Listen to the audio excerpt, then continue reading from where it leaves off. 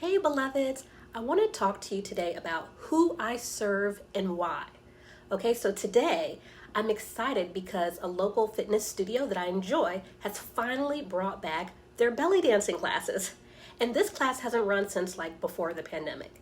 And so now, let me tell you, I took my first belly dance class while in high school. It was from a Turkish master instructor. I loved it. And I continued it a bit, into college and on and off afterwards. And belly dance, to this day, it is still one of my favorite ways to move and exercise. Now, the thing is, this fitness studio is further from my house than I prefer. I pass by a few belly dance places by the time I get to the one that I'm going to. So, why in the world do I do this? Why do I pass by like other belly dance places on the way to the one that I want to go to? So I was reflecting on this today and I want to share that with you. So back in the day when I was like 10 or so years old, I would often run Saturday morning errands with my dad. And on one such errand, I say to my dad, "Daddy, we literally just passed by like 8 banks on the way here. And this one is like 25 minutes out of the way." My dad, he was very calm, and I think he may have like chuckled at me, but he says, "This bank is Black owned. We always need to support other Black people." So now let me circle back. The fitness studio where my belly dance class is, it's owned by a Black woman, and it's staffed by members of historically excluded groups.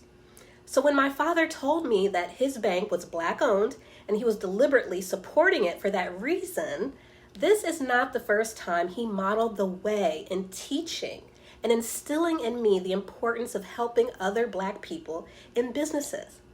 My father also had a lot of love for helping financially distressed people in need. He invested a lot of his own money into academic and other scholarships for need-based students. And his favorite places to donate were Morehouse College and the United Negro College Fund. So why did my father feel so strongly about giving back? I think it had to do with the fact that he was a child of sharecroppers in Sanford, Florida, where he grew up. And so one day he's doing his sharecropping thing or whatever, and a historically Black college comes into his small town and they give him an exam which results in a full scholarship to Morehouse College.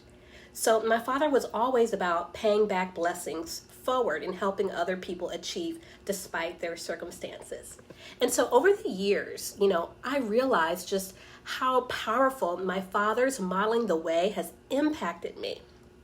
I have internalized those values, and as an adult, I took my father's lessons and my heart expanded even further. And so I aim to support not just Black people, but others who have been historically excluded or denied access to their full rights and privileges and opportunities in our society. And so as we continue in this new year, you will see me be clearer about who I serve and why. And I want to be sure that those who I feel need my help the most know that I am here for them. So who do I serve? I help mid-level, historically excluded people experiencing burnout, work stress, and unfulfilling jobs to learn to live into their callings with self-care and love so they can have more joy and financial freedom. And so what does that mean? If you are Black, Asian, Latino, Native, if you are LGBTQ+, non-binary, if you are a person with a disability, if you are perceived as overweight, if you are a goth or a geek, if you work in an unconventional occupation, I am here for you. So send me a direct message if you or someone you know may need career wellness support. All right, talk to you soon, beloveds. Bye-bye.